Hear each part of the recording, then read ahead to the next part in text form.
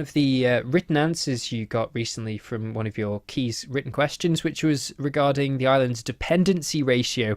Now, it might be useful to explain to people what that is first. That's the working population balanced against the non-working population, and the ratio between the two, the percentage ratio.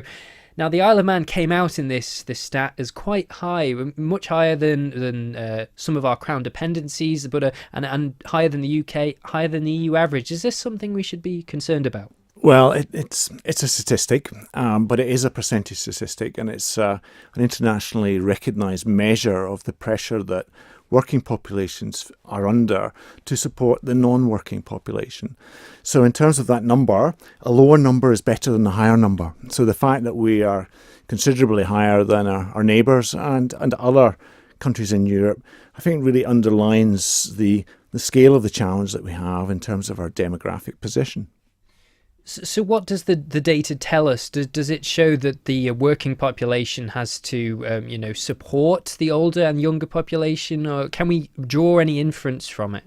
So the data is a relatively simple arithmetic calculation. It's the number of people on the island who are under 16 and over the normal retirement age, and you divide that by the number of people who are in the working population, so in between, and that's expressed as a population percentage.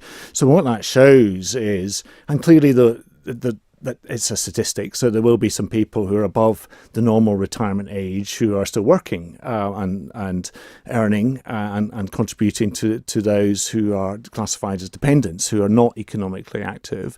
And similarly, there will also be some people who will have stopped working before the normal retirement age. But it's an average statistic which is accepted across the world as a good measure of the pressure that the country and those who are in the working population will be under to support those who are in the non-working population. And as I say, it's a standard statistic, and it's actually a very important measure for governments to look at in terms of how they address the policy challenges that we have. The figure, conveniently, I suppose, maybe for yourself, obviously plays into something that you're passionate about, which is relaxation of some aspects of work permits and growing that working population. Were you surprised by the findings that you got back when you asked that question, and what are you going to do with the information you've got? Well, I think the question of work permits is one that we've progressed in the last year. So I think it's really positive that we have relaxed the work permit regime with some sensible changes. I think if you look at what's happened over the last couple of decades, where the Isle of Man's population has been relatively static and declining and getting older, it doesn't make sense that we made it very difficult for people to come here and work, but actually we welcome people to come here and retire without any control whatsoever. So whether that's a factor or not, well, I suspect it's probably a bit more complicated than that. There's always going to be a number of factors, but it certainly must be a contributing factor.